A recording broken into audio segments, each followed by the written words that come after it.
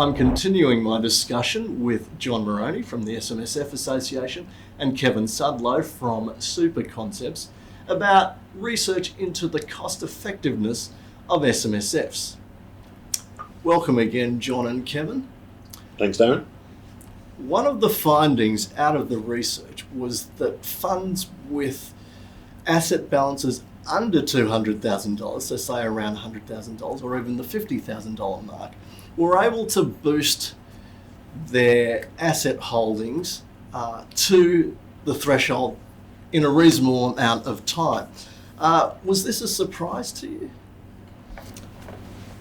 Not for me, no. Our experience as administrators is it takes some time to get things set up. People roll over money, or people make contributions to start funds, they seek financial advice, or the advisor's in the process of executing a plan, or they're a small business owner and they're trying to contribute property or get property into their fund. So it does take time. In addition to that, investment earnings and how people start. So if they're around the 180, 190 mark, it can grow to above that 200,000 quite quickly. So not greatly surprised by that, no. Yep. Kevin, just then you mentioned investment earnings, and that's a critical component of wanting to grow your asset balance in a superannuation fund. The research also found that really the performance of SMSFs was quite comparable to APRA-regulated funds.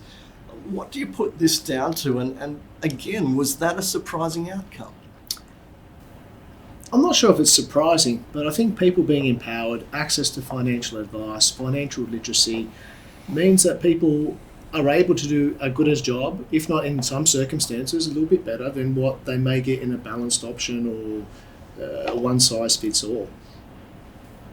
John, would you agree with that? I thought it was a very interesting finding. So I think counting up the period of time was 14 years. I think 9 of those 14 SMSFs were slightly ahead in some years, particularly during the global financial crisis, ahead quite substantially. And I think that does show the benefits of taking control of investments, which is one of the key drivers, and also the flexibility to adjust portfolios quickly if people choose to do so with or without sort of advice, but mainly with advice would be a driver there, and the ability to sort of rely on property and business property for a subset as an important area, and that can be counter-cyclical if markets are going very volatile.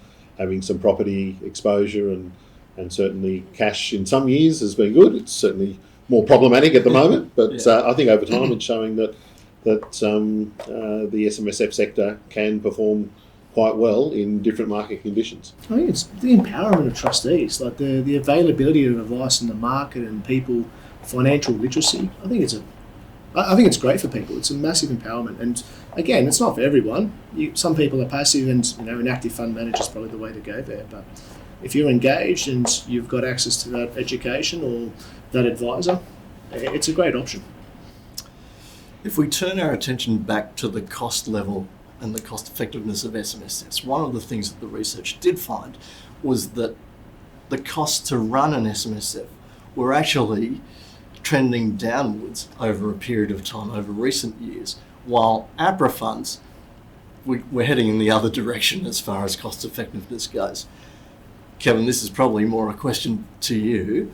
Are we seeing the effect purely of technology as far as that trend goes? Well, I can't comment on APRA, but within the SMSF industry, technology is the biggest driving factor. I mentioned earlier, like the availability of data, how the world's changed. We share data, we consume data, we look for automation, we look for people to add value in other ways than just punching debits and credits. I think if you go back even 10 years ago, accounting firms and there's people still using Excel for administration systems. The world's changed a lot, the technology's improved, and how we use that technology is key to driving those costs down. It does, when I speak to people, but it's got to, people are more accepting of technology as well, is probably the other thing. So it's not just technology exists, great, we go away and use it. We see our role as trying to empower people, and this is how we'll work with you, and this is how you can get those benefits. John, are you seeing any other factors at play there? Probably just some comparisons in the research shows for what's happened with large funds over that period, that there's been narrowing in terms of the charges from retail funds has probably become more competitive, and a lot of the industry funds have added on services and more member engagement, so that's increased their costs because it does cost money to engage with membership, whether it's disclosure, providing technology, providing apps, and so I think that's positive in terms of getting people more engaged with their superannuation. Yeah. The most engaged sector is the SMSF sector, and so that has a longer period with advisors and people taking control. Yes. So I think in that sense it's showing there can be expenses involved in having higher levels of engagement, but that's pretty important for people to understand what's going on, to choose the right levels of insurance, to make investment decisions and choices, and so I think part of that is the system maturing overall, but it is positive that the net result is more competitiveness in the SMSF sector. Yeah. Now, earlier in the discussion, you mentioned, John, that sometimes costs can be lowered if SMSF trustees take on a little bit more responsibility for the administration of their fund themselves. Is there a danger that they might take on too much responsibility and pose a risk to the fund because of that? There is a risk there, and certainly we would always encourage people not to take on areas of support or administration if they're not sufficiently educated and comfortable in doing so. There's some pretty complex tax issues and reporting issues, but again, there are a lot of specialist advisors around there. Certainly our membership comprises many of those, and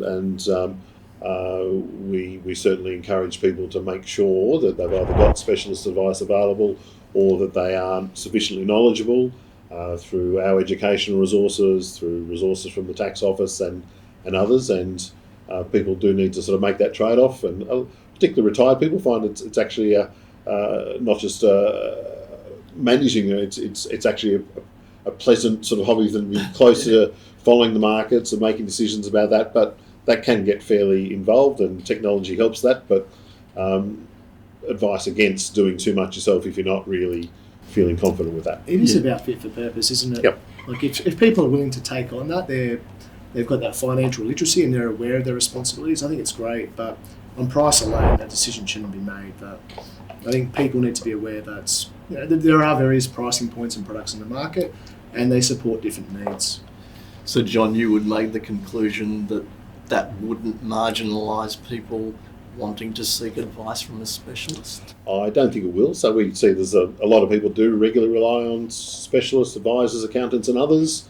They're those that try to do most of it themselves or seek advice from time to time. We see our role as supporting both groups because we want the whole sector to be healthy, to have high professional standards, whether it's coming from a professional, whether it's individuals acting professionally themselves and getting the support when they need it. So there's 600,000 funds and a lot of those fall into each of those categories, and our role is there to help support all those and support the whole sector.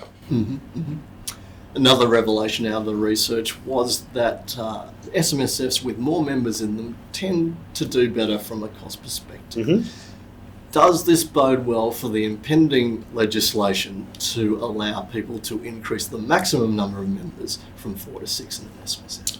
We think it should, because it is something where, yes, more people, more funds in there, you can have a better cost outcome. Again, that's just one factor. You could have more 3 and 4 member funds at the moment under current rules. Most people haven't chosen to go down that route. We think if it's expanded to 6 under the current legislative proposal before the Senate, then some people will do that, but a lot will probably find that the issues that have meant they've stayed at 1 or 2 members still relate to where they're going further. But for large families that want to bring all the children in if they can in 6, particularly if it's a family business and there's property issues of business property, we think it'll be a great option for a limited number of people and families. But Australians should have the choice, and it adds to choice and competition. We're strong supporters of both those concepts. Yep, Kevin, do you have? Yeah, seeing much the same. Like our customers are saying, yep, they'll consider it, but again, it's a small number. We haven't seen many funds in excess of 2 members. There are funds at 4 members. It opens up an option for those guys. It allows them to potentially not have a second SMSF if that's what they're doing at the time. So it's an advantage for those guys, but we don't see huge numbers rolling into 5 and 6 member funds. Right. Our conversation has touched on this research, potentially dispelling some of the myths that have surrounded SMSFs as far as cost effectiveness goes. One of the most controversial reports, I suppose you could say, was the ASIC fact sheet, which a lot of people refuted at the time when it was released.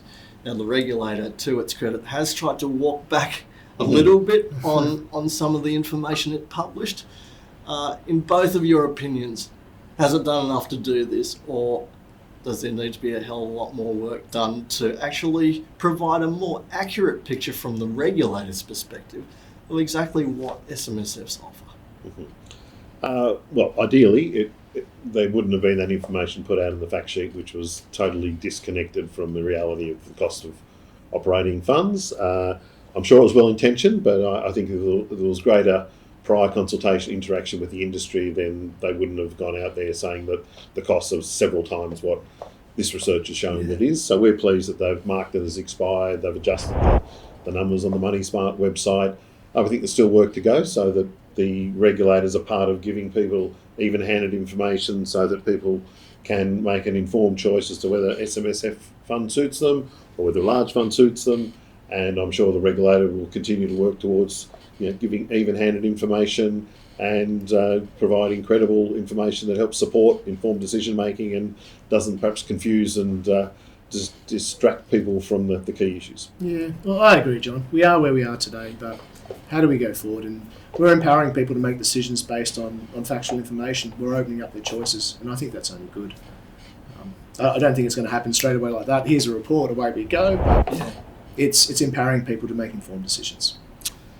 All right, well, that was a great discussion. Thank you again, John, and thank you again, Kevin, for your time today. Lovely. Thanks Thank for having you, us, Darren. Darren.